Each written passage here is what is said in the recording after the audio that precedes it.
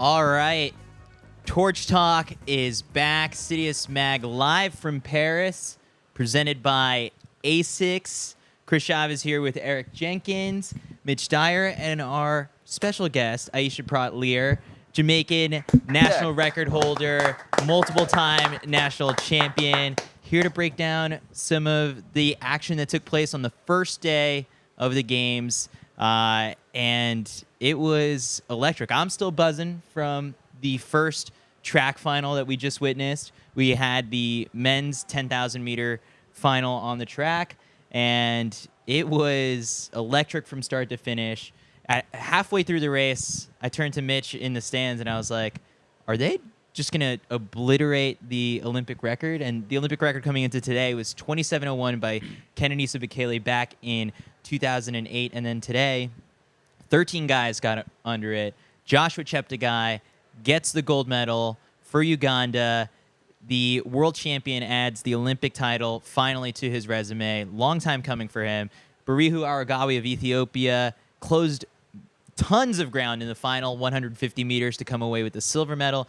And then for us, I think we're pretty stoked on Grant Fisher finally getting a global championship medal with the bronze, leaned at the finish line, but just a total gutsy race from him from start to finish. Kind of always was toward the front and with the leaders. There's a video that is on MacFleet's Twitter account right now of the CITIUS MAG team watching the race from our Airbnb. And Eric, you're jumping up and down like you're a little kid. So what does that race essentially mean to you? It was such an exciting, everything you would want a 10K to be, that was it. It was a fast race. Grant was able to get the medal. He almost got the silver medal. Took an insane kick from Aregawi to come for the silver. It was such an exciting race. So happy for Grant. He's been there so close a lot of times, and to finally come up, get the medal on the biggest stage. I mean, we were all so happy. We were going nuts. Aisha, what were your big takeaways from this one? Because, Grant's someone that, you've seen at meets constantly, and he's always putting himself in the mix against, anyone. Against anyone. He has no fear. And I think that's what's so cool about Grant is that he doesn't hold back. He puts himself where he needs to be every single meet. It's so great to see. Very happy for him. Mitch, you were like an honorary American in the stands with me cheering. Yeah, I was rocking hard with you. Yeah, it was. It's hard not to love that medal. As you said, he's come close so many times. A great guy, clearly very popular. His victory lap was. It seemed like every pocket of the stadium really wanted a piece of Grant. He had a new person to hug, had a new person to celebrate with. But yeah, so close to silver, and just it never looked like he. I don't know. It never looked like he wasn't going to at least contend for a medal. You can never guarantee you're going to get a medal, but he was never out of a pocket or a spot where you weren't like, oh, he's going to give it every ounce of himself to go and get that medal.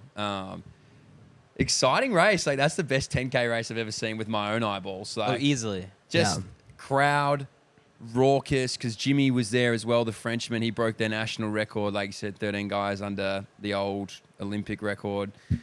It was just amazing. What was the stadium like? It was really cool. It was cool to see Jimmy G he did a victory lap. Yeah. He got the flag. Nowhere close to the medals, but still had an amazing race, and it looked like he was still savoring the moment. It looked like the stadium was would have been amazing to be there. Yeah. So for to give a report on how the vibes were at the stadium, it was electric. So even in the morning session where there were no finals, there were 80,000 people there? Packed. It was packed. To the brim. Yeah. And it so not an empty seat in the house makes getting home a little bit of a nightmare for us to rush back and do the show. But when you're there, it's like nothing I've ever experienced before at a track meet. The funniest part, I think, of just the fan interactions today was before the decathlon 400. Oh yeah. The officials were having a hard time quieting the fans because the athletes wouldn't be able to hear the gun go off, and it was because at the same exact time the swimming that was happening, I think it was 18 kilometers away.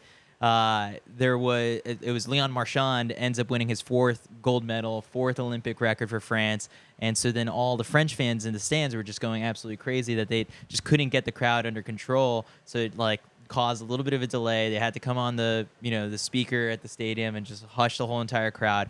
But that just kind of goes to show that these French fans are out in full force. It's They like can't be silenced. yeah. Man, nah. Aisha, I guess, have you experienced anything like this at global championships before? Okay, so let's remember that Tokyo, there were 0 fans. Exactly. It is so great to actually see a full stadium. I think the last time I felt a crowd this loud was in Rio at the Olympics with a packed stadium. I competed when Bolt was competing in the same session. So people were popping off in the stadium. It was awesome. I mean, throwback to London 2012 with the Mo and Galen 10K, 5K, double. It's that type of energy. The French athletes are getting the biggest cheers. I mean, like goosebumps on the back of your neck, flags flying. The vibes are immaculate. Yeah, there's not a Frenchman spared. Like, there was a bloke just throwing shot put in the decathlon this morning, and it was like he'd won the gold. Like, everyone was up. Like, the fact they couldn't, like, it was a full, like, your teacher in a primary school classroom trying to get all the kids to behave. There was, like, the full big shh going over the stadium. Everyone got louder. Like, I've never seen a race delayed because people won't stop cheering. And it was just like, they might go again. Like, they might get in the blocks and just fuck it, go again. Like, you couldn't stop them. It was awesome. I loved it. At one point, I was in the stands and I was watching, and I was like, do these people, like, just the reception that, like, a couple of the French athletes get on the starting line, I'm like, oh, that person got in off of, like, world rankings in, like, one of the final spots. They have no chance of winning this race, but yet they're getting louder cheers than the people who ultimately do go on to win the medals. I mean, it is just special where I felt with Jimmy Gressier that, like, it was essentially energizing him enough to keep up with, like, the lead pack. And for the longest time, even with about 4 laps to go, there were still like 9 guys in contention for this in this race. It was a little bit of a wacky race. Eric, I guess, like, in the first part of it, it looked like it was Ethiopian team tactics that were, like, being employed, and, like, Yomif Kajelchik goes up to the front, and it felt really early. I think Barega took it at the 800 meters. Okay, yeah. A guy you would not want to see take the front. And then Yomif followed suit, and then he did the majority of the work. It seemed like Yomif, after just put in hard laps for a long time. Yeah, there was a lot of Ethiopian teamwork. Aregawi didn't do as much work. Aregawi was chilling. Which was smart. And so was It's smart. Cheptegei. At one point, Cheptegei was, like, really off the back. He was behind Nico. Yeah. And major kudos to Nico Young, too. This guy was competing against college kids, just 2 months ago? Yeah. And here he was sticking it with the best in the world. It was impressive. Yeah, it was, I guess, later when you're talking about that it was so congested, it kind of felt like you were talking about Yomif pulled for so long, and he was trying to get people to be like, all right, come and help me out, or come and take the pace. And lot then of chop talking. back, and then Mohamed's at the front of the pack, and you're like, oh, fuck, here we go. And then he's dropping back, and then Yomif's back again. And so there was this real, like, cat and mouse where everybody stayed in it, and then it just felt like there was this conscious kick, maybe. I'm not sure how far out. Well, it was 600. It was pretty. Gone. There was a few laps. I think it was like around 5 or 4, like where they ran pretty slow for a bit. Yeah. Like a 69 or something right around there. They really bunched up. Yomif's like, all right, I gotta save something. I'm gonna chill. All right, if no one's gonna help me out, I'm gonna chill for 1 lap. Let me gather some. Let me get my legs back under me. And they ran because when you see everybody bunching, you're thinking, oh, okay, like now, like is it still fast? And then you're doing the math, and you're like, yeah, it's still ridiculously fast. It's crazy to see a group that big like start to bunch when they're well under 27-minute pace. Usually, when like these global 10Ks, when it is fast, you have like lots of guys off the pace, and there was nobody. Like everybody ran really fast. Like, like Nico and Jimmy Gressier, like they weren't in the medal hunt or top 10, and they're still under 27. It just goes to show you how stacked the field was and how good of a race that really was. Great news for 13 guys to also, like, if you didn't come away with a medal, you have a consolation prize in the fact that you now have the World Championship standard for next year in Tokyo in your back pocket. I'm like, they have a Repechage. Right? A Repechage. Yeah, can we run that back on the 10K? The 10K Yeah. would be very funny. But now that's in their back pocket. So good news for those athletes. Bad news for the Sound Running 10 fields next Sure. March. Mohamed's like, yeah. Yeah. Can we really give a shout out to Mohamed though? That Yeah. guy is a legend. Yeah. Like he has taken Canadian running to the next level year in, year out. He's got 2 a world championship medal, an Olympic medal, and he was so close. I mean, the last 40 meters of that race, you're hurting for Mo. He put in the work. He was at the front, charging the front, in medal contention the whole time. Just, breaks your heart to see, but what a legend that guy is. Yeah, 100%. And like just a few years ago, I felt like Grant was in his shoes when, Mo is up there, closing in on the medals, and it's Grant who has something unfortunate happen within the last 150 meters that ends up off the podium. But today it was a reversal of fortune. I mean, at some point we'd love to see both guys on the podium at the same time, but this has just gone to prove that the 10K is not getting any easier. JJ Watt put out a tweet about I'm like, he was in there? like 2 hours ago, but He was on the pack for a while. This, He was hanging ran out of 10th, dude. He was gas. right there. Yeah. He's like, oh, I can't believe you man. missed him. JJ Watt saw Berega take the lead, and he's like, I don't like I it. don't want a piece I don't of want the that. smoke. I don't want want that. Berega. Yeah. Anyone else? I'll get the Anyone else? Repechage. Yeah. Anyone else? He was hoping for a sitting kick. JJ Watt tweeted, "This 10K race has me glued to the TV. American almost wiped out mid-race, but got back on the horse." I guess like that did almost happen He in did. Grant. He Yeah, right? caught the Grant, rail yeah. real hard, Grant. Real Ethiopians hard. working together, conversing mid-race. That was happening a lot. Kajelcha up in the front doing that. Ugandan asserted dominance with some hand fighting. The drama is phenomenal. Oh, yeah, and the pace is insane. So Was he JJ Watt paid Was it Yeah. confirmed 10K guy. Sounds Is he like, now That a sounds track like influencer? someone Yeah. recounted the race to him and he put it in Chat GPT. I'm like, Yeah. Pretty. that was too much. Yeah, is there Yeah, an that's AI pretty warning on the structured. bottom of That's- that? That's very structured for a guy who played football for a long like, time all right, that's- with a lot of no. CG. JJ, do you want to get on a plane? Yeah, we we can might- get a chair for you. Exactly. No worries. Yeah. So That's right. confirmed big 10K guy. Don't let anyone ever tell you that the 10K is a boring event. Tonight totally proved otherwise. And the crazy part is that we've got another one for JJ Watt to tune into in just a couple days. Yeah, no, he must be stoked. He's like, "Oh, there's another Next one?" couple of Yeah. days, planned. Yeah. Wait Don't till he text discovers me, the don't call me. 1500. Like that's Oh, where mate. his brain will be blown. Do you reckon he'll be Team Jakub or Team Josh? Really good question. I wonder what he'll He's say. watching. Yeah. We'd love to know. So just looking over these results, yeah, it was Cheptegei 26:43 Olympic record, and then it was everyone else 26:43 for Berihu Aregawi, 26:43 for Grant Fisher. It was that close. And Jimmy Gressier back in 13th place. We looked and we were just like, is he doing a victory lap? And then you realize he broke the French national record by a lot. And like when something like that happens in a stadium like this, like you deserve that as well. Absolutely. He was hyping up the crowd. He was like doing the big, like, come on, get him up. I was like, what the fuck? And then Chris told me about national record. I was like, that makes sense. Kind of feel bad for Yamif a little bit. I feel like he's a guy that's really deserved. Always a bridesmaid. Yeah, and like you said, like he did so much work and was like looking for, and I guess that's championship racing, right? Like not everyone can medal, but kind of do feel bad for him Look, a little at bit. the next World Championships, it's got to, like, he's got to say, oh, look, I'm not leading. Aregawi is yeah. in the front. I'm not doing any of the work. I am not a domestique here. Like- I Yeah. am ready to race for myself. Yeah, like Yomif has had so many good races combined with a consistently horrible tactical last 400. Like he'll be in lane 2, like just like letting people pass, like kicking like down the back stretch. Like it's like, man, like you did genuinely like the few things you shouldn't do.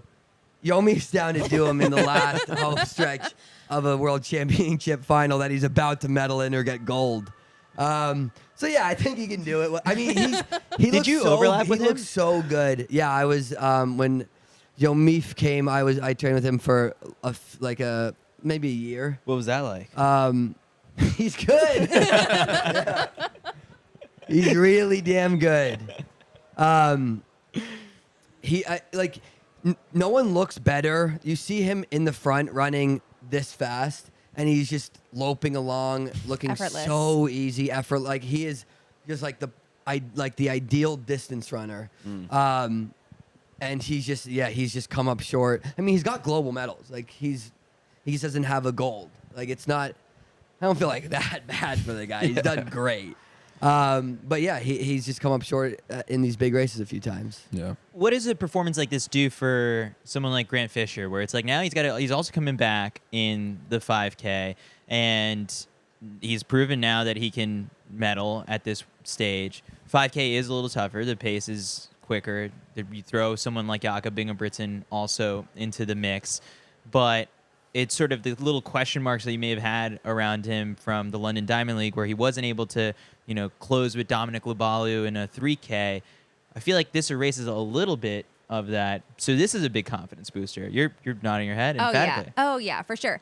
It's interesting. If you crush a race, it doesn't hurt. No. You think like, oh yeah, that was easy, because the elation and the joy, all those good positive hormones and energy just erases everything that was hard. So that guy is riding high. He's ready to go. He's like, repechage 10K, I'll do it again. I'll run it back, no problem. And also you've got to have the confidence that like, I have the strength from the 10K. I'm a 10K medalist. I can grind these little 1,500 guys down, no problem. Like he's feeling good. Yeah. Yeah, like Aisha just said, like he just got like the biggest, like everything Endorphins. everything now is just a cherry on top. Like the goal is done. Like he got a medal at the Olympics, and now he's gonna be just carefree. Like of course these are big races, and he's gonna have a lot of expectations, but I expect him to do really well in the 5K based off this. I think, like, let's say he came in, 5th or 6th, like these where you're still running 26:45 and you're just coming up short.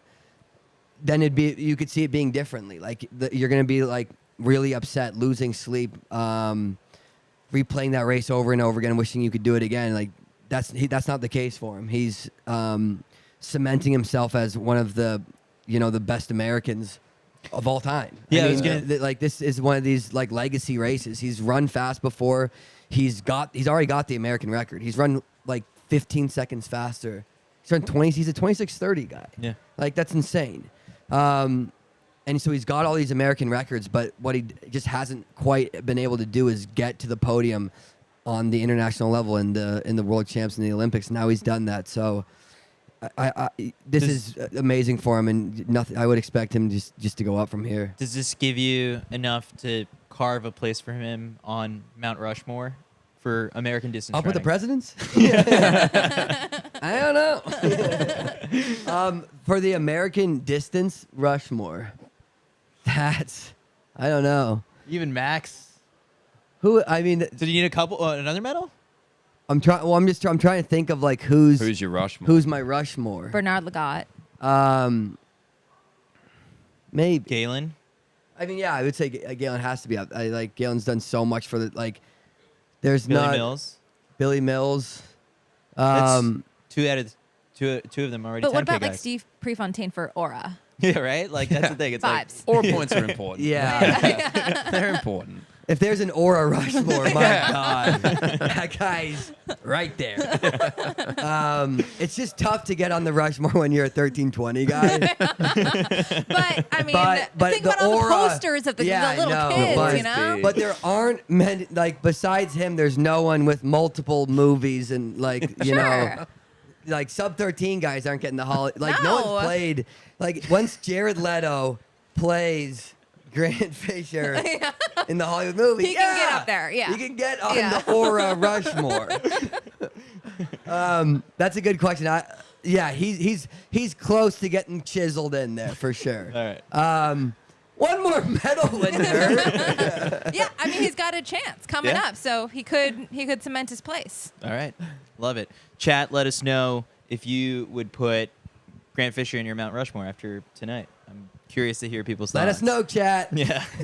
JJ Watt, what do you think? Yeah, what's JJ's like, wow, that's a good question. Chris." He's pausing this. He's like answering it thoughtful. Like he's like, you know what? That's a really good question. Thanks for asking. Should we unpack a couple more distance races? Let's unpack. Let's unpack. Let's Start in do the it. morning? Start wherever you want, Chris. All right. Start in the evening? All right. Okay. All right. So we'll start with the first round of the women's 5K, which if you, Eric, you've got something against the people who draw up these heat sheets. And These ones were ridiculous. the first heat of this women's 5K featured Faith Kipyegon, Sifan Hassan, Gudaf Sagai, Elgayu Tay. I mean, from how are Ethiopia. they drawing these up? Elise What Cranny, is the Carissa system? Schweizer, Yeah. Margaret Chilimo. Those are the qualifiers from Heat 1. I gotta say, what it stuck. I liked how Safan looked. Yeah. Yeah. I really like the Americans were barely made it in there. They but again, it was like it's an incredibly stacked heat. You knew it was going to be tough. You knew it's like going to be really tough to get in that top 5. So it's big for them to make it out.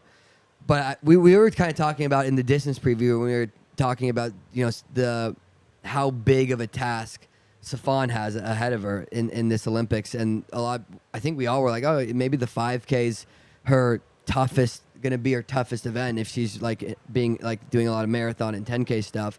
But the way she looked, I mean, I think she's going to medal in Really? the 5K. Yeah, I do. I think she looks great. I like the way she closed down that, but Faith just looks so good. Sagai looks great. It's shaping up to be just a fantastic race. Yeah, Beatrice Chebet in the second heat had a very easy job having to deal with less of those stars. Aisha, you said that, I mean, you had a little bit of reaction of like being surprised that he thinks Sifan would medal. She went straight to the back. I mean, like I felt like she was conserving a lot of energy and then did end up surging to finish second in this one. I mean, that's vintage Sifan, It's- though, yeah, right? classic, Like the yeah. gun goes off and she's in last. That's just her thing. I don't know why she thought that she was going to be able to do that again today, but she did. I mean, that's her move. She plays it over and over again. This 5K is stacked. Yeah. And people are running faster than ever. And Sifan, so far, this track season hasn't really been laying it down like the other women have. So I would be surprised if she medals, but it's also Sifan. You don't know what's going to happen. Yeah, you honestly don't know anything about just like how training's been going. She pulled out a bunch of races in the past like 2 months, so I guess we'll learn more as like the heats roll around. The two Americans did end up advancing: Elise Cranny, Carissa Schweizer. What do you think would make for a successful showing for them come the final? I mean, we got 3 Americans. Yeah, today. Whitney Morgan looked great. I Yeah. mean, she Yeah. made it in. Looked like really good out there. It's tough to say like what you would consider a win for these women come the final. It is such a deep field, and I do expect it to be a really fast race. So it's tough to like. Would you consider a top 7 to be a great day for Elise Cranny? Yeah, I would. I think I think that would be it's going to take a huge effort to get that high up. So I would expect them to, they're thinking, okay, I'm just gonna get in there and expect for an incredibly hard effort and really race and enjoy the moment, see how high I can place up there. And I'm not their coach. I wouldn't know exactly like what they're talking about as far as the game plan goes and goals and all that type of stuff. But yeah, if you could place top 7 for any of these women, top 10 would Top be 10. a great. I mean, would be a great day. It's just so stacked at that level. Yeah, I think if you're Carissa Schweizer, you've been to global championships in this event each time out, and if you could just continue to improve upon your placing, like I think that's just a nice What's the key. highest she's placed? Yeah, I don't know that off Yeah. the top of my head, but that's just, I feel like the easiest metric to just be all right. Like each time out, like I'm getting a little bit closer, and it's like because it is hard. Like, and it's getting harder. It's Yeah. not like it's just like each year they're getting better and better, more competitive, deeper. So if you can keep going up, I mean, of course that's a fantastic metric to base everything off of. I thought Elise looked really good. I don't think Elise was all out in the last 100. I think she was looking around and counting places. Something that was really cool to hear in the stadium is Elise's dad, Bob Cranny, has a very distinct whistle, and you could Really? hear it across the track. So we train in Boulder, and we've heard it now, turning on the same I track. gotta hear this thing. That's Yeah, sick. yeah. It's like it almost sounds like a little like tweeting bird. It's like, whoop. I can't really Yeah. whistle, but it's. And you can hear it in the stadium. Oh yeah, we were sitting there, and Wow. and my husband taps me on the arm and is like, "Oh, do you hear Bob's whistle?" And you can hear it clear as day, That's and awesome. just gives you goosebumps. But I think Elise is going to have a good day, and also seeing Grant, who they were former Yeah. training Yeah. mates, That's seeing that. Giving the possibility of like, hey, American on the podium in a really, really tough, fast distance race. I don't know. I'm thinking Elise is going to be top 5. Oh, I Wow, like top that. 5. I like I like that. that. I like that. Mitch, did anyone else impress you in this first round of the women's 5K? I mean, I think the ones that you thought would get through got through. I mean, I'm very curious how they seeded it. It seemed like we've already mentioned it, but heavily loaded. If you were someone who was on the cusp and you read that you were in the first heat, I think you'd be pretty pissed. Yeah. But Because there is no repechage in there's this. Yeah. no. It was Yeah. just eight through, and I kind of like that. The lack of little cues makes you race, makes you work for it. But I don't know. I mean, Safan to me, like it's going to be talked about so much, right? Like this huge triple, it's incredible. But I think the way that she started and how easy it was for her to pick apart that field from the back and run the Safan way. She didn't have to change the way that she runs. She didn't have to change the rhythm. She didn't have to change the tactic, and she still got through and made it look easy.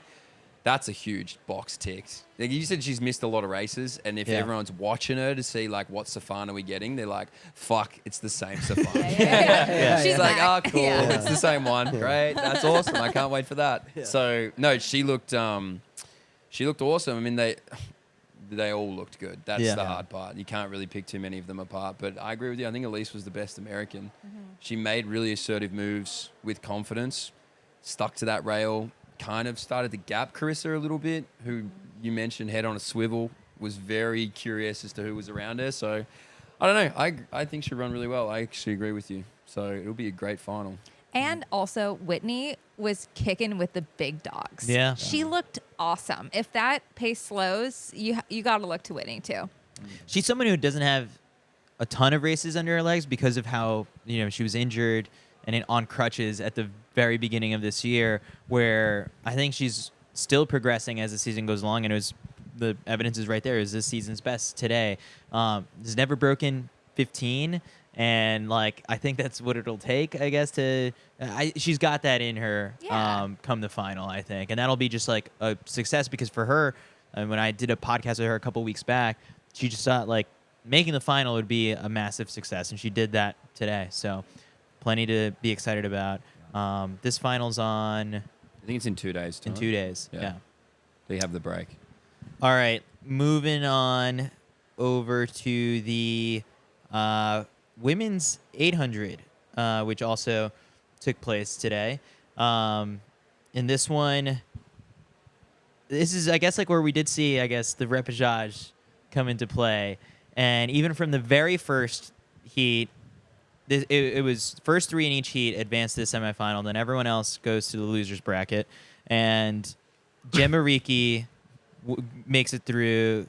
Gabriela Gajanova from Nailed it. Slovakia makes it through the second spot. And then it's Juliet Whitaker and Valentina Rosamila, who are separated by 0.003 seconds. And Juliet was the one leading going into the final 10 meters, kind of lets up a little bit, and Rosamila just kind of attacked and nearly got her. Yeah, it looked like at first, when I first saw it, I think she did get her. Yeah. It was so close. And Rosamile, she was her last 30, 40 meters, where it's because she kind of got tangled up with another athlete, and then was still able to close it down. That for her, it's like to do all that, and now you are ending up in the losers bracket. By that little. That's hard. like, oh, Yeah, that's that heartbreaking. hurts a lot, Also, yeah. if you're Juliet Whitaker, it's like, thank God. Oh my God. One less 800. Yeah.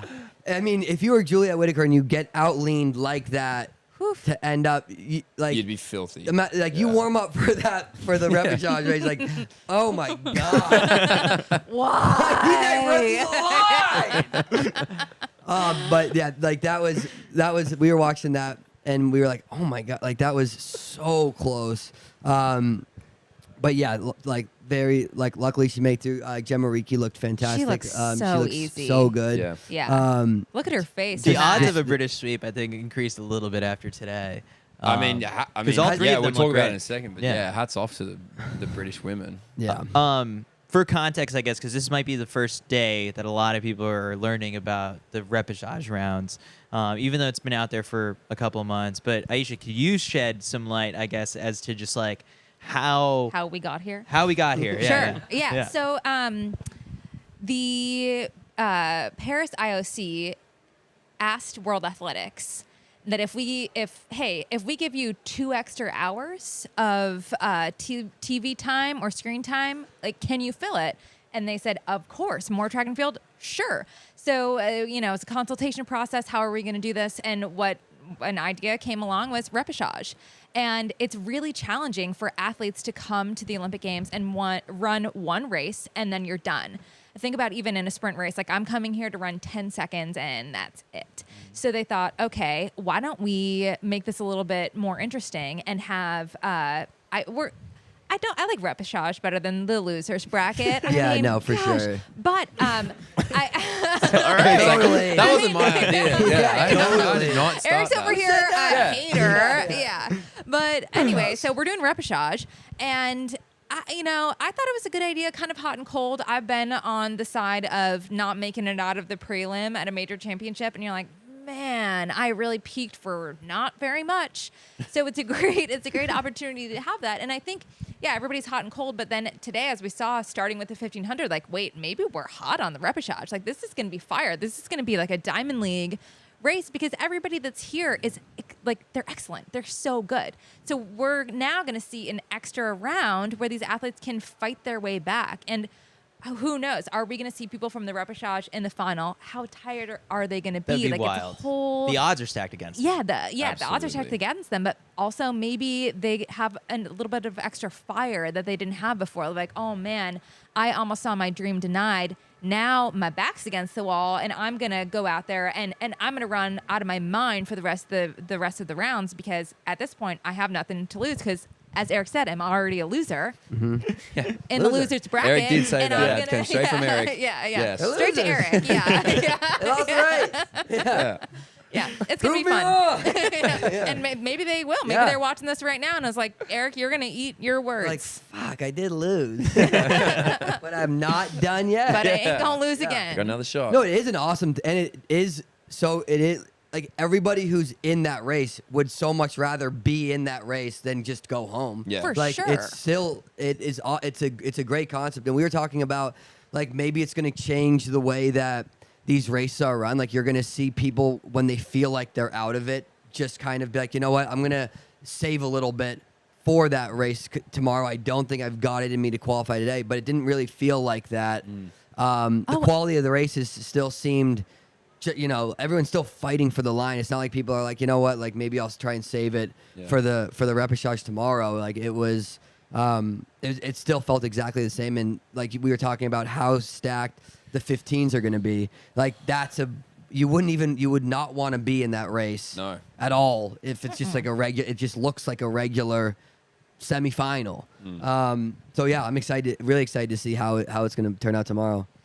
I'm looking through and just going through over the heats. I mean, not too many major surprises here. I think one big thing that stood out, if we want to talk about the Brits for a second here, it's that Phoebe Gill ran like a total pro today. I thought and I had a similar thought watching Juliet Whitaker run in that first heat until the final 10 meters where I was like, oh, I mean, she's running really smart. Like looks like she belongs here. But Phoebe Gill, like from the get-go, was like, all right, like I've run 157 so far this season. Like I can run with these people. And she was right there. She looked like she wasn't overawed by the experience at all. Like she just looked so controlled. That last 100 was like, you can see it here. She's switched off. To do that at 17 and to have the year that she's had, right? There'd be no wildest dream of hers at the start of the year that you'd be towing the line in Paris, let alone running a semi-final and looking every bit the chance to run in a final. She's not making up a number. Like, I think the sweep is still a great fantasy, but like It's so tough. like I mean, to get to the final Yeah. and then also be in a position to medal is so different. Like she's already like in her mind, she's already medaled. Like she's made it through to an Olympic semi-final. Avoids the repechage, avoids having to run 4 races, can take this day off, can enjoy this process, and now start to plan to run to get to an Olympic final. If you're UK athletics, you're stoked because obviously their selection policy is probably one of the hardest in the world. So they're probably patting themselves on the back a little bit, being like, "Oh, we nailed one event." But yeah, mate, she was every bit a professional, and hats off to her because that's not easy. You see people get overwhelmed so easily, and she just didn't look that way at all. when was the last time a country has swept?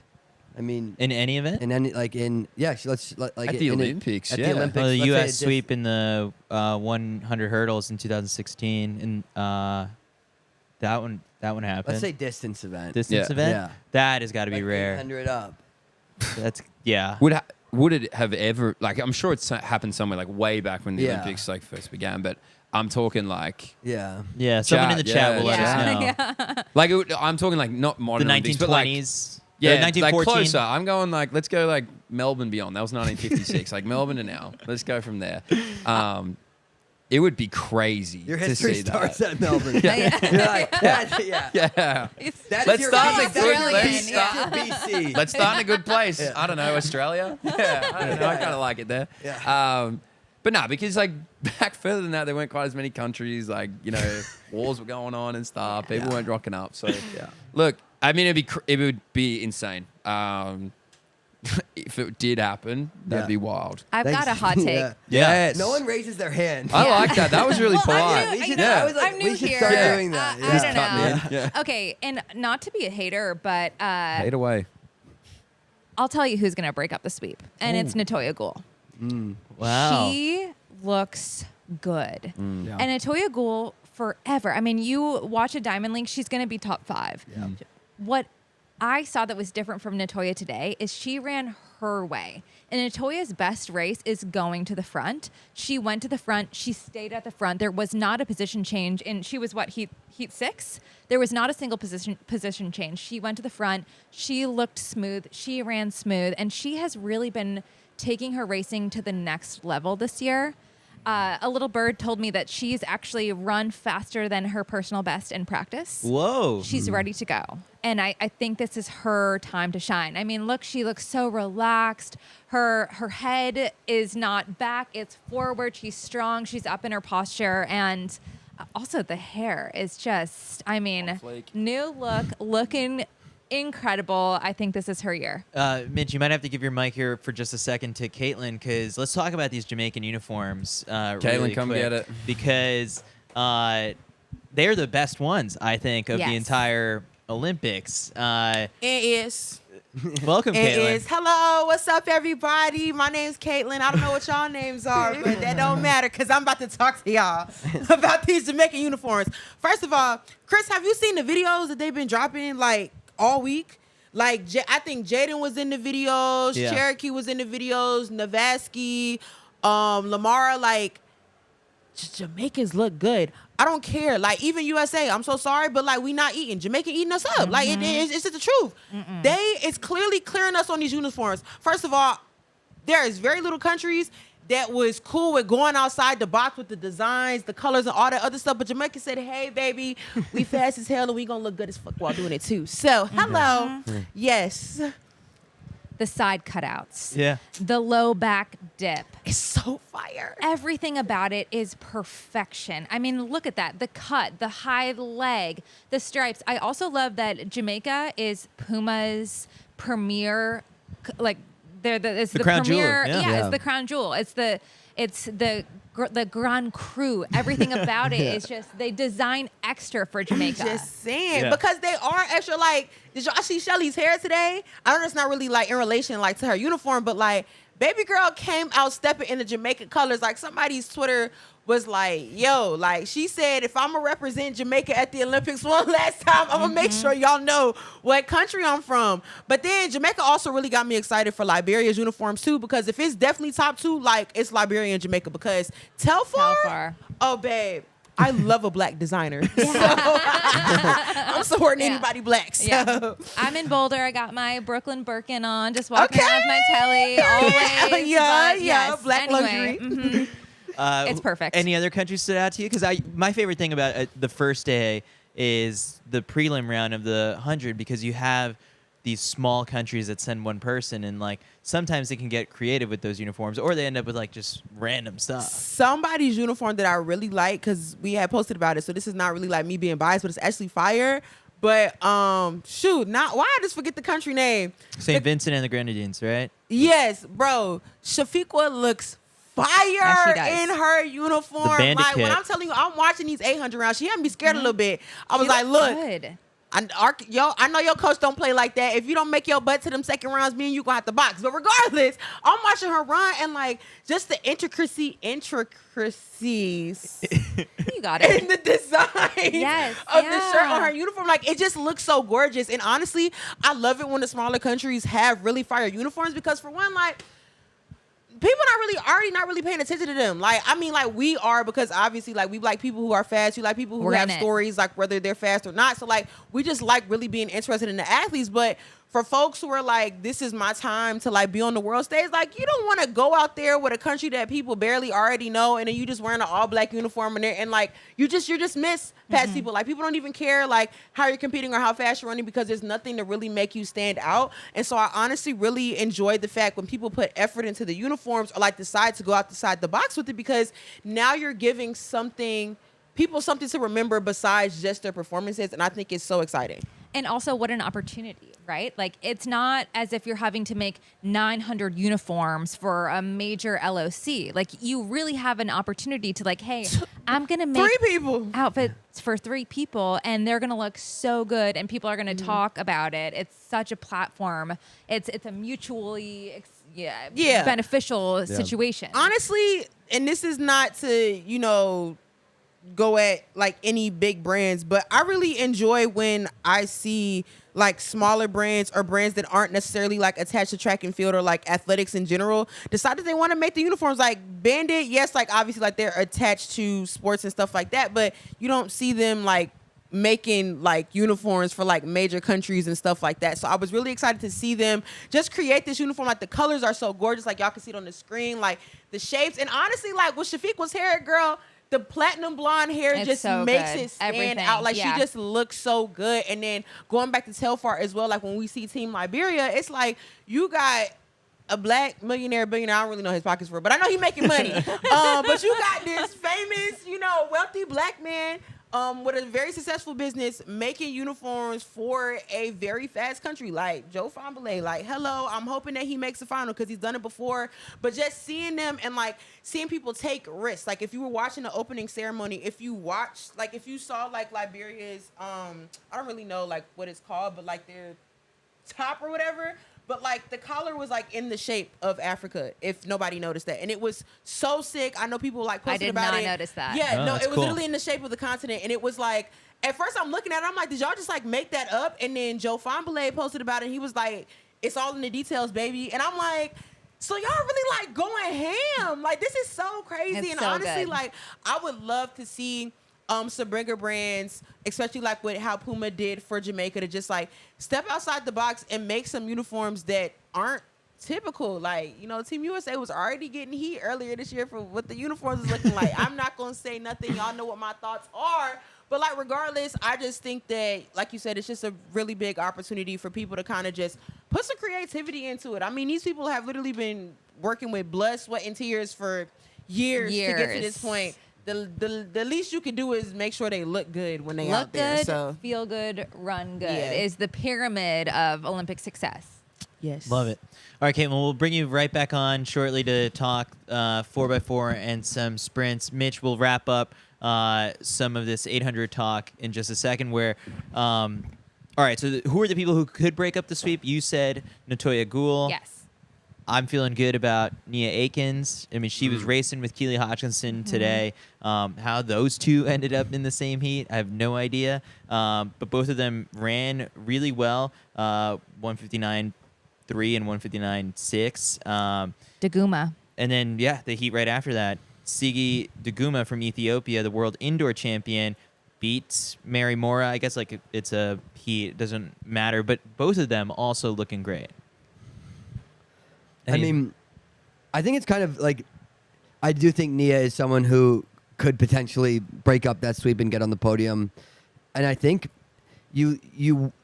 because Keely is such a front runner right now, and a lot of people would look at her being in the heat and be like, I wouldn't want to be in the heat with her.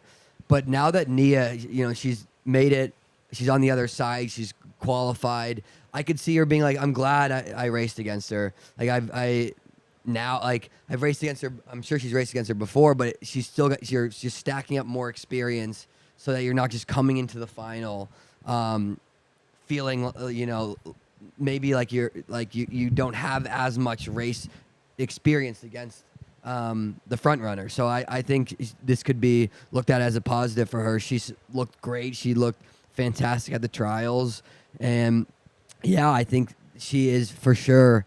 I mean, at least for America, definitely America's best chance of a medal. I'm not sure exactly. Like there's Natoya Gould. There's so many athletes that because the sweep is so hard. I mean, there's a reason why it just doesn't happen because there's so many things that need to go right. I mean, they still have to get through the semifinal. Like they've just made it through round one, but Nia looks fantastic and has definitely a real shot. All right, let's recap really quick because I know you guys did it on Good Morning Track and Field, but we've got the 1500 heats that took place this morning. This one did have a couple surprises where Ollie Hoare ended up in the repechage round in the very first heat that featured Josh Kerr. Then Yard Nagoose just made it through, I think, with like a 5th place showing. Jakob Ingebrigtsen looked totally fine in his heat. What were the big takeaways from the first round of the men's 1500 for you? I do think, I mean, obviously the main characters, the Kerr, the Ingebrigtsen, like those guys looked fantastic and made it through easy. I am surprised to see some of the guys who are going to have to race again tomorrow. But again, it kind of just shows the depth of the men's 1500 at the world stage. These repechage races tomorrow are going to be brutal. And I wouldn't be surprised to see some athletes maybe race these races tactically differently than they did today. And, maybe an athlete like Stewie, guys who like 100%, you see would expect to see in a final. So he's like, look, I'm going to run hard. None of the races were that quick. You saw the first race come out in 60.5, and you're like, that's not for these guys, that's really slow. And I mean, I think every single race was won in 3:35. So I could see the repechage races going faster tomorrow, or at least being just more of maybe they're not faster. Maybe you see just much harder last 800s or something. But I think that was the biggest surprise for me today was just there were some guys that I would have expected to be finishing higher up. Was this part of the discussions, I guess, when the repechage was introduced, that it was like, oh, this is just going to lead to possibly slower first-round races where the focus is going to be racing, and then I don't know, because if you're in that extra round, like, I don't think it goes fast because you need to save your legs for the semifinal that's coming up. So in the thinking behind it, was there an expectation that, how is this going to change the first round? I think what makes championship racing exciting and different from the regular season is that it's pure racing. And as especially like an entry-level spectator, you don't really have the context for splits, for fast paces. You just want an exciting product. You want something compelling to watch where you don't really need a background to understand the storyline. So honestly, I think it makes it more exciting. But I do think, Eric, to your point, that there are guys who aren't through because they didn't run to their strengths. So it will be interesting to see what the repechage looks like. Like, does it go faster? Do guys go from further out to sort of right their wrongs of today? Yeah. Well, I mean, like a guy like Stewie, like, isn't necessarily thought of as, okay, like off a slow pace, he's going to be the one with the fast last 400. Like, he's a guy who just out-strengths people. So, and it's just, when you're not running that fast, you're not necessarily getting the chance to do that. So, yes, he's going to have to do another race, and so they won't have a day off.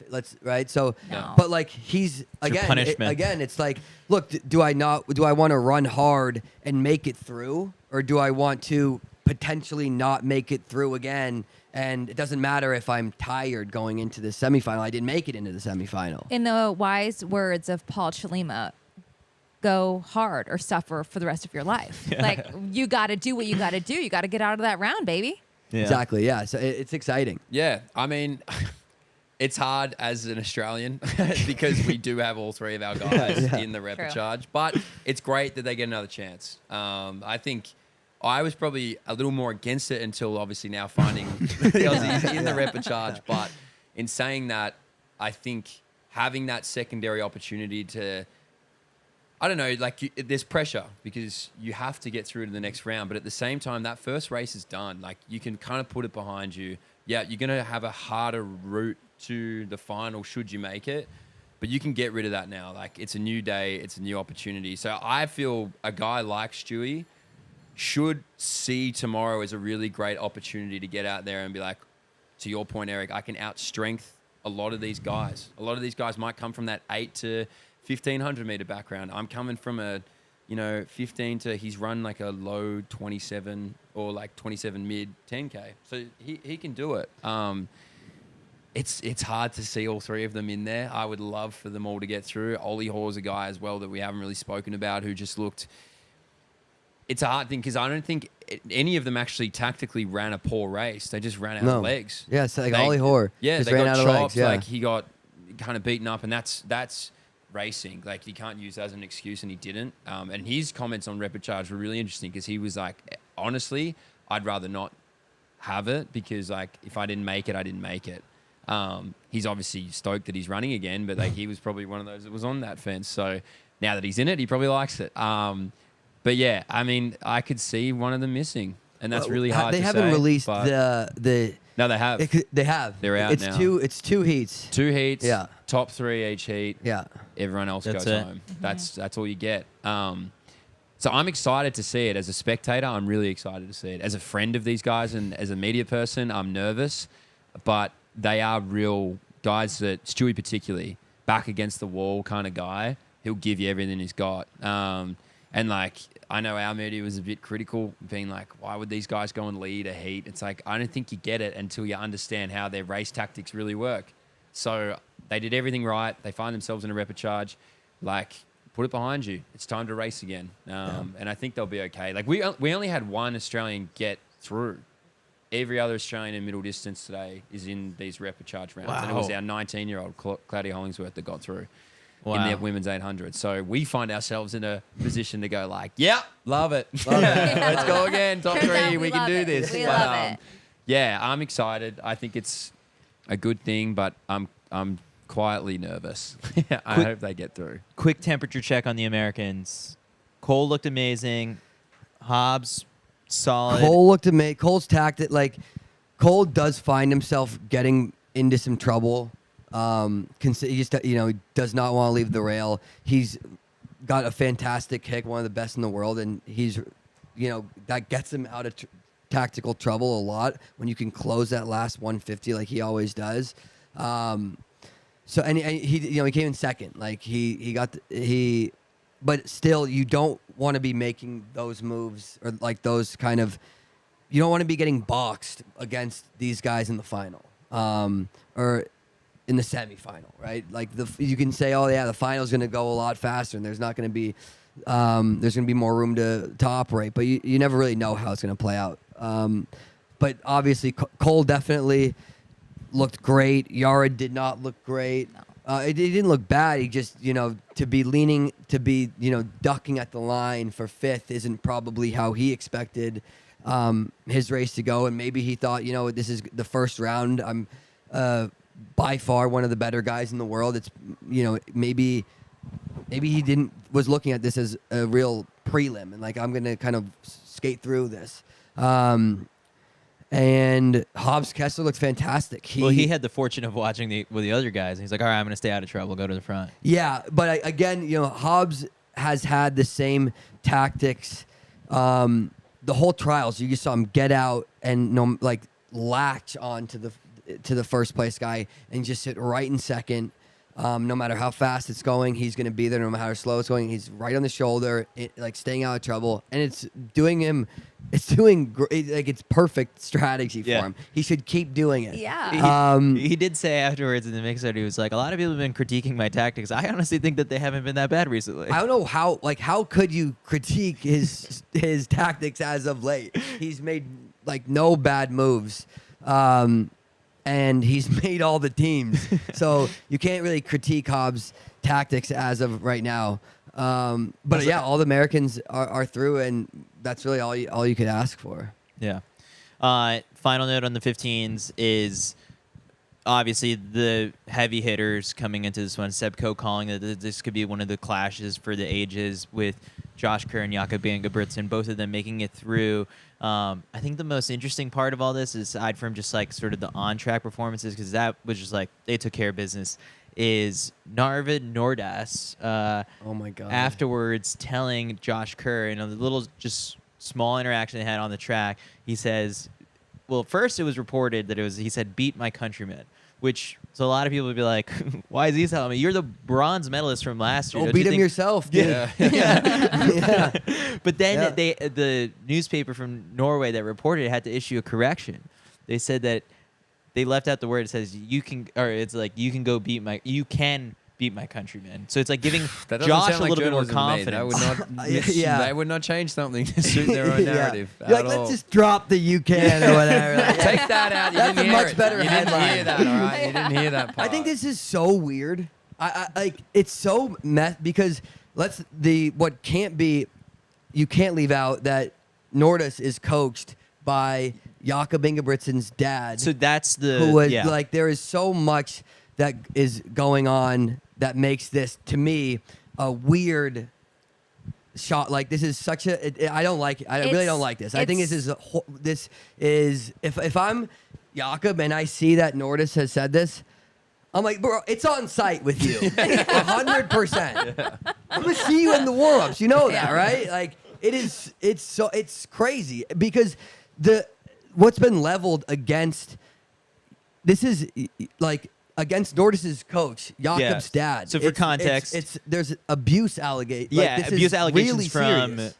October is when the three brothers, Jakob, Philip, and Henrik, came forward with a firsthand account, being like, when we were growing up, our dad was physically and just verbally abusive towards us, and then charges were actually filed in Norway, domestic violence charges, in April, and then. You get to a stage like this, and I don't think Jakob, who's now coached by his brothers and himself, his brothers didn't qualify for the team, so they're not here in any sort of coaching capacity. But the reports about the dad is that this dude can't get a credential for anything, and obviously when Jakob is your golden goose, you're going to protect him as an athlete. But it does sort of affect when, now the dad is coaching his biggest rival, and now this rival is taking these public shots, in addition to just, challenging him last year. And so, these two guys have been in multiple races. They raced at the Norwegian Championships like 2 months ago, but it's bad blood. It's so complicated because like think about it's first off it's like it's sad. It's incredibly sad like the situation as just like as far as family goes. Like I can't imagine being in this position for Jakob and the other Ingebrigtsens. Like it's if all things are said about the dad is true and I've got they're all sticking together and it's just so sad. And to think about like the dad is now coaching a guy who is one of the best in the world, is medaling, and you're watching this and like hoping he beats your son. And now Nordis is here like talking to Josh Kerr and saying you can go beat Ingebrigtsen. It's just so messy, and I really don't like it. I think it's one of those, and also who knows what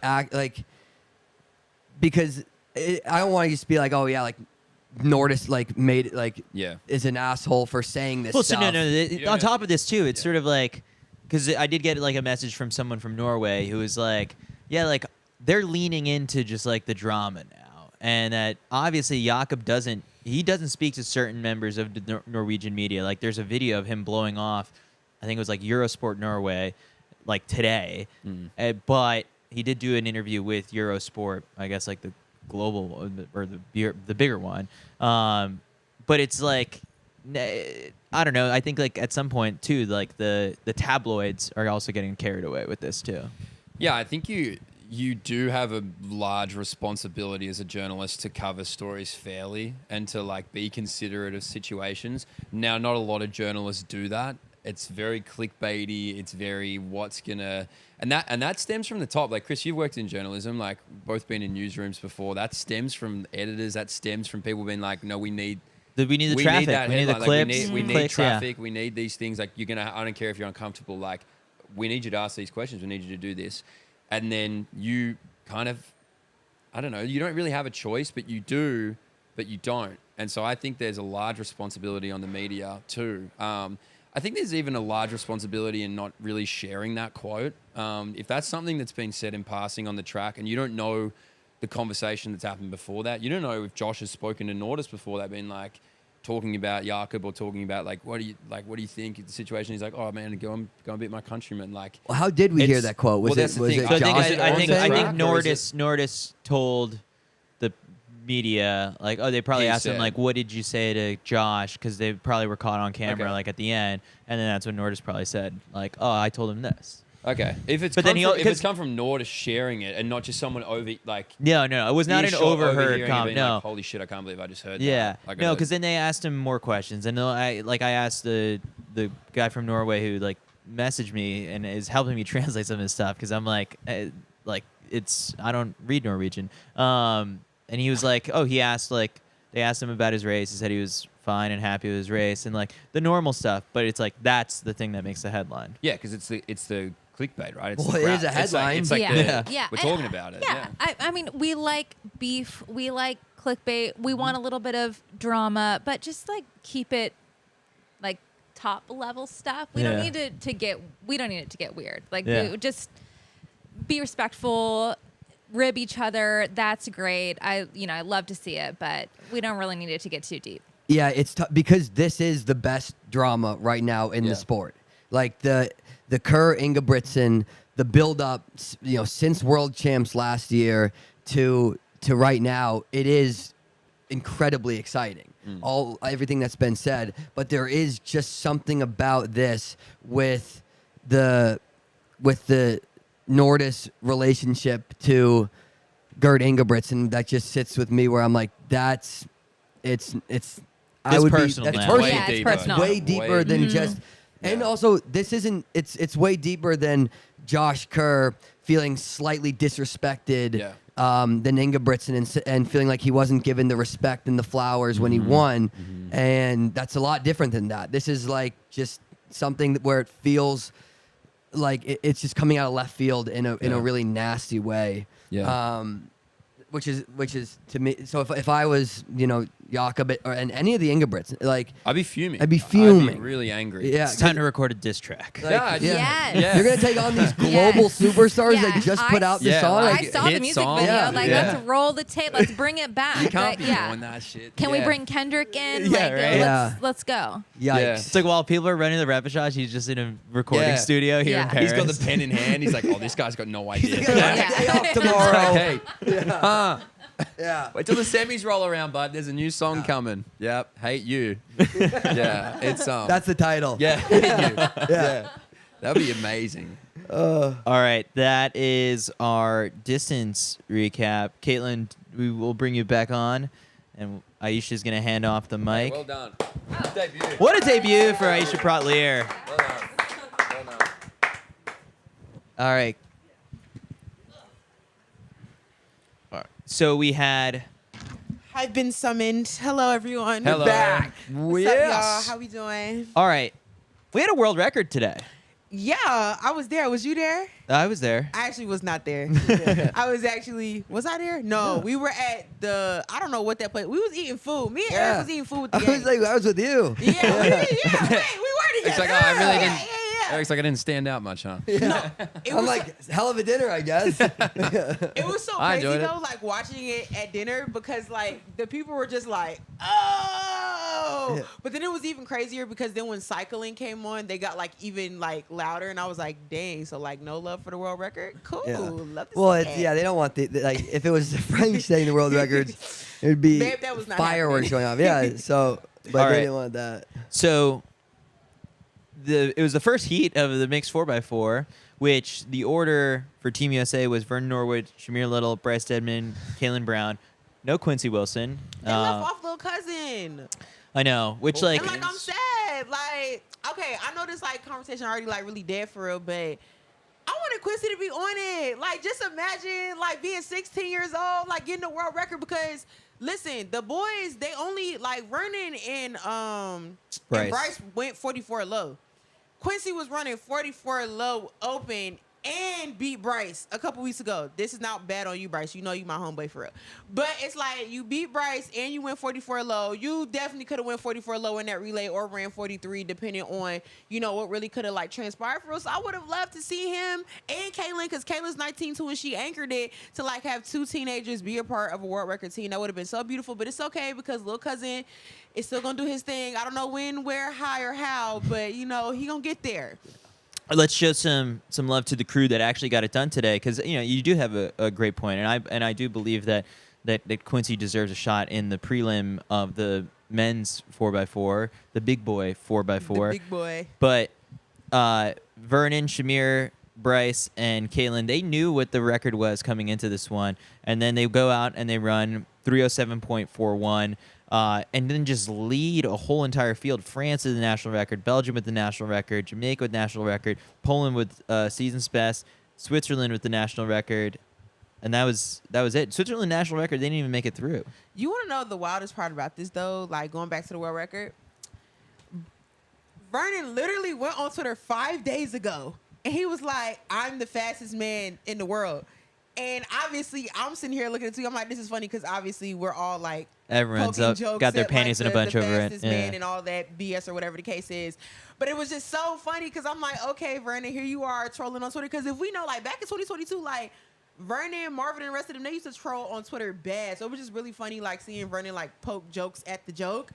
But then for you to come out here 5 days later and actually become the fastest man in the world, like, is that not like Zarnell Hughes level of like manifestation? Like, that was completely insane. I still don't believe Zarnell Hughes actually was writing all that You stuff don't in his believe it? in his I believe it. No, I think he was believe it. writing it after the fact and then tweeting it out later on. Add You're it to the such a- list. You're such a yeah. I'm a conspiracy Add it to theorist the on that list. one.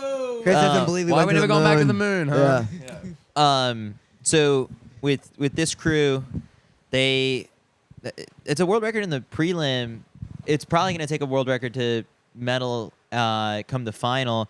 Honestly, I don't think they need to run it again. I think they're going to, but I They don't will, I think. I don't think they need to. They saw Shannon Sharp's tweet. So Shannon Sharp is offering $50,000 to any American that breaks a world record here. And so now these four will have to split $50,000. No, all of them need to 50,000. Shannon, I know you got that bread, but come on now.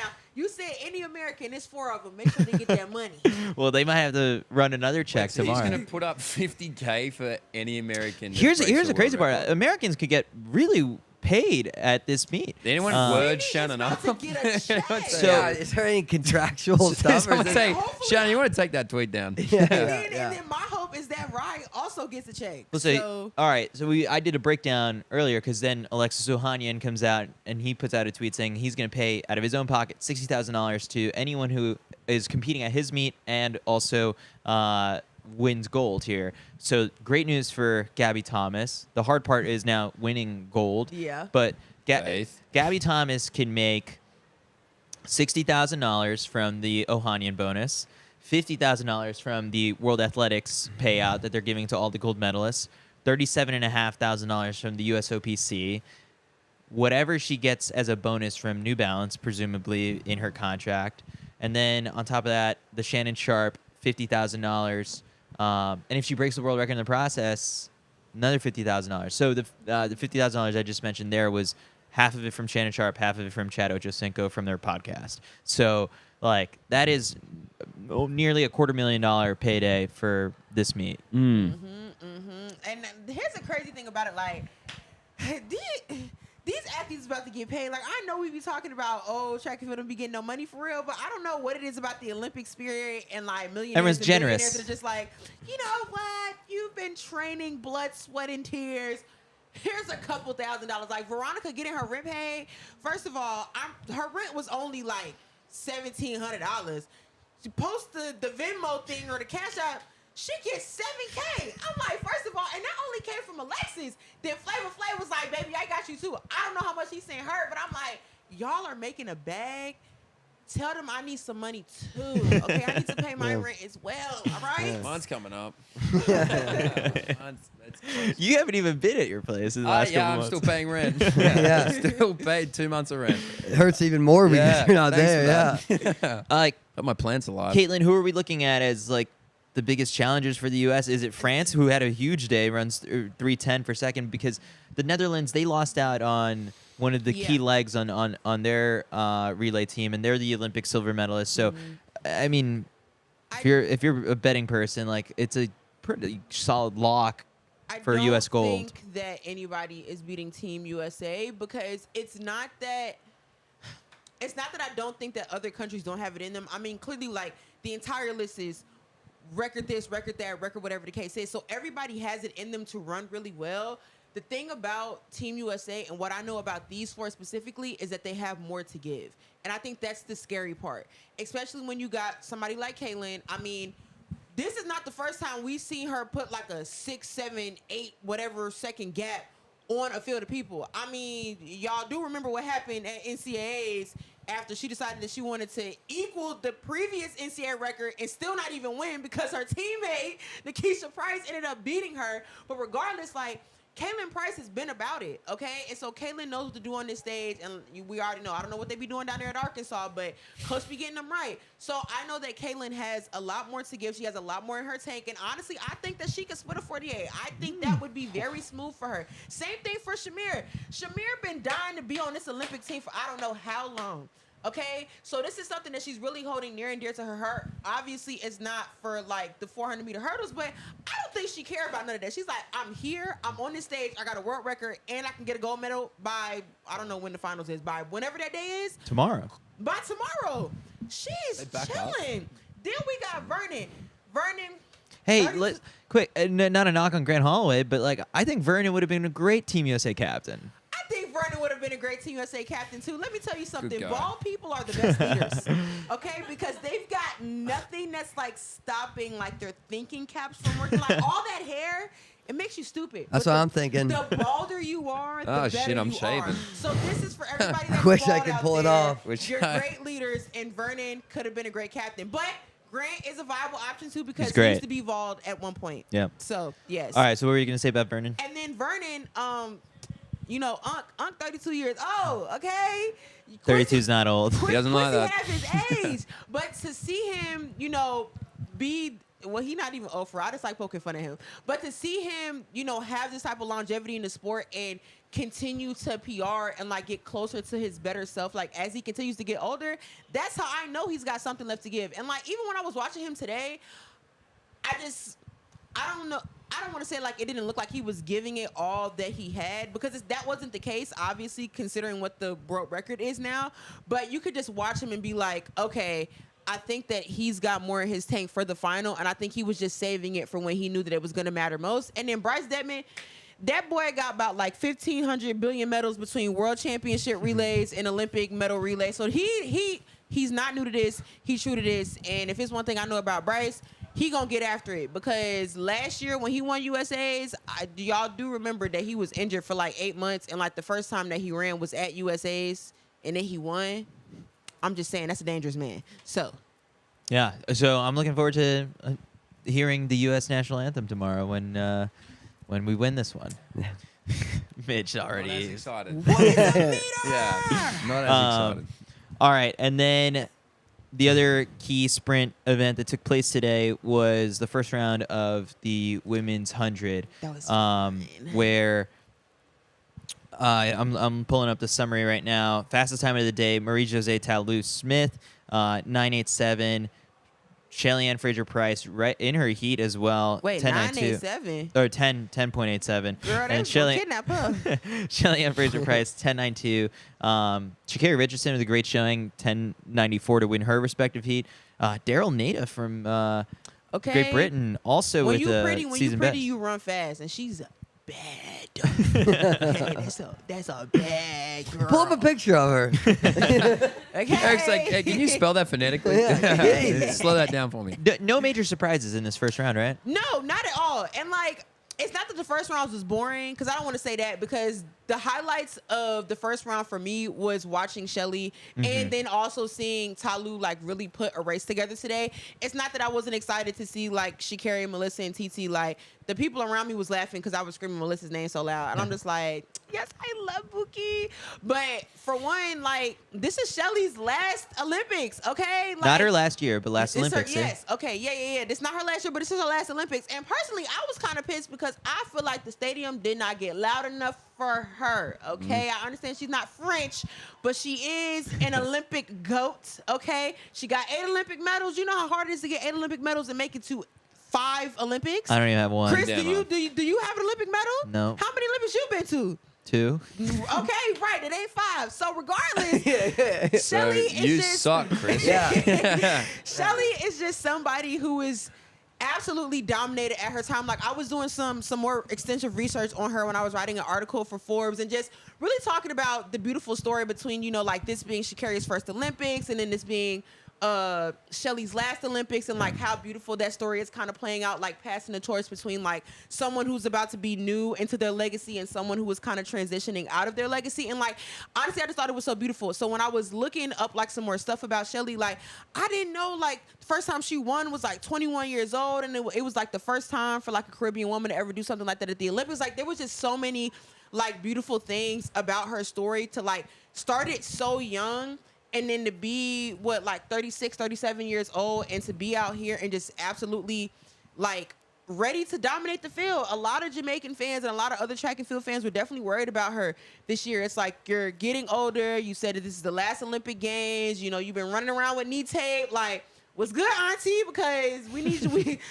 We need you. Like, it's a lot of stuff going on. You know what I'm saying? And so for her to come out here and to just truly live in the moment and to produce a time like that, I mean, like, I think it's amazing. Honestly, I would be happy for her to just make the final. It would be even better if she makes the podium, but like, I have no expectations for her. And it's not because I don't think that she can't do something great, but I just think her being here in it of itself is already like something that we just need to be praising, as if she did win a gold medal. Agreed. And the finals tomorrow. I know. Did you see the semifinal draw? No, somebody was Oh, yeah, somebody was talking about it. What- Yeah, they're so- at it again. Oh, you want? Yeah. No, should I be they're sad? back. Should I be scared? So the They semifinal was zagging. semifinal heat 2 tomorrow is, and the first 2 in each heat, and the next 2 fastest advance to the final.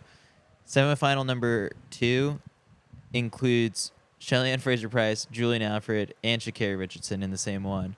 So, I mean, all you got to do is just run fast, They're and all all- three make it. I know, but like, But still, but stupid. it could add to the same drama that we had last year with Sha'Carri being the last one know. in. We saw how that turned out. So but that's run like back the so- playbook. But that's like scary though, especially like with those three in particular. Like it'd be different if it was like Sha'Carri, Juju, and like somebody else, or like Sha'Carri, Shelly, and somebody else, or like whatever combination. But like all three of them together is scary, mainly because everybody wants all three of them on Yeah. the podium. So on the off chance that they're like, oh, like we as a collective can cruise this, and then like the third person is like not in the final, that is going to make everybody very, very sad, because Julian Alfred is the world indoor champion in the 60 meter. Like, baby girl needs to be in that final. Sha'Carri Richardson is the world champion in the 100 from last year. She needs to be in that final. And who doesn't want Shelly Ann Fraser-Price in the final of her last Olympics? Like, you'd be stupid if you said no. So, I don't know, but I'm going to definitely be sitting right here rocking back and forth like I'm a little crazy person. All right, so looking ahead at what we have, well, real quick, just shout out to the field events that took place today, because there were a couple. Ryan Krauser looked great. Joe Kovacs, great. Val Allman took one throw, got business Yeah. done, left the building. That's a lock. So the field event's also underway. Leo Neugebauer from Texas, the NCAA champ and collegiate record holder, is off to a fantastic start in the decathlon. And he's off to an early lead. So, yeah, I mean... Can we talk about the women's triple jump? Oh, yeah, give us a rundown of the women's triple jump. I don't know everything that was going on, but I do know that Katura has made some history along with Jasmine. Both of them ended up making it to the final. I don't know if American women have ever done that in history, or if they have, it's been a very, very long time since they've done that for the women's triple jump final. So that's been exciting for them. And then I'm having a brain fart, so I forgot exactly what Katura said, but y'all can go on her Twitter and look at it. Yeah, she said there's only one American woman who has been an Olympic triple jump finalist 3 times. It's me. And Katura That's such a Orji, sick tweet. and do you know how crazy that is for her to like be retiring too? Like, this is why like stories like Shelly's and then stories like Katura, like, it's so amazing, because it's like, whether you get a medal or not, like, I would just love for you to make it into the final, because to get to be around the best of the best and compete with the best of the best in your final moments of competition, either on the big stage or like leading into like your final years or year, whatever the case is, chef's kiss.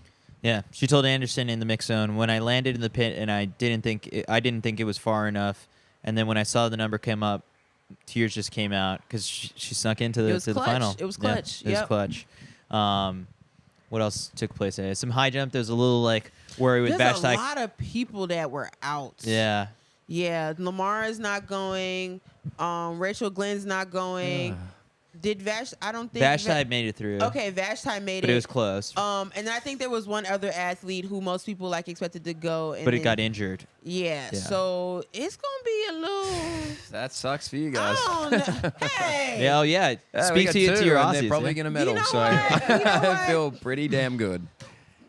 He might be right. And look, I don't want to make it even worse, but they made it look easy. They both Dude, cleared how one. about you go out One there and high point. jump? I would love to do that. I've tried. It doesn't go well. You know but what? Look, we're not going to drone on about the Americans didn't do well. The Aussies killed it. Yeah. Nicola Olaslagis, Eleanor Patterson, Nicola Olympic silver medalist in Tokyo, Eleanor world champion in Eugene. So rounding into shape. Obviously, the world record was broken this year, so all attention goes on the Ukrainian. But yeah, 2 Aussies smash it through. And look, in a day where we've seen a lot in Repechage, it was a good win. it was a great time, a good win, and I can't wait for the final because I feel pretty confident.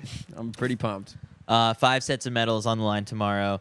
Men's shot put, women's triple jump, mixed 4x4 relay, women's 100 final, men's 15 decathlon finals. So lots to look forward to tomorrow. But Big day. a great first day of Great day. track and field here in Paris. I mean, the fact that it's going to be 80,000 packed for the next 10 days for all of the sessions, this is the best track and field environment I've ever been to. Yeah, no, it's definitely the best track I've ever been to. Just crazy. It's like an animal house in there. It's No rules. Everybody's loud. Everybody's cheering. But it's great because I feel like so often it's like, oh man, it's so boring in here. There's no atmosphere. There's no nothing. Oh, that ain't the case. That is just so far from the truth. And I can't imagine like the athletes that went through Tokyo and then now get to go to Paris, just how different that experience is and how much more fulfilling it might be because they get to enjoy it. Like in the mixed zone, talking to athletes that did it, and they're like, it's just so good to have my family here. Like my parents can actually watch me. My partner can watch me. So I reckon people are steering into that too. So, it's been grouse. Can't wait for day 3, mate, because race walk was day 1. So it's actually day 3 tomorrow. This environment, I feel like, is low-key a nightmare for people who have certain people they don't want to win, because there are particular athletes who, just absolutely thrive off of energy and people just throwing love out in the crowd. And those so you're feeling, say it. You're feeling stronger about Noah Lyles' chances of winning. You know what? I mean, I already wanted him to get double gold. There we go. I already wanted him to get both, so it's not like I'm feeling stronger about the chances. It's like, the thing is with him, if we want to like touch on this quickly before tomorrow, like I understand that like other people are faster than him this year, but in terms of when you're talking about somebody who can win a major championship, it becomes more than just time. So yes, we have 2 people in the world who are faster than him. We've got Ferd and we've got Kashane. Cool. The issue with Noah is that he can compete against anybody. So it does not matter what you run, that boy is chasing you down. It doesn't matter what I run, though. Nothing that Chris does ever matters. So, like, watching him in his final in the next couple of days for the 100 is going to be very interesting. Regardless of if he gets gold or not, he's definitely going to end up on the podium. I think that is like a clear shot. But I think the scariest thing about him is that when you give Noah attention and you put him in front of 80,000 people that are going to scream at the top of their lungs, that just fuels him. And for the entire group of people that just absolutely hate that man's guts, having a crowd of 80,000 fans screaming for him is like the worst thing that could possibly happen. It's going to be interesting. We've got It's exciting. more track and field to come, but great start, and I love it. J'adore l'athlétisme. Oh. You say it, Eric. I'm waiting for you to say it. Buongiorno. J'adore l'athlétisme. One more time slow. You can't just Chef Boyardee. spring it on me like that. Oh my God. All right, we'll get it down over the next couple of days. All right, on that note, Train wreck. good night, everyone from Paris. We'll be back we talk tomorrow about with a lot more track and field. All right.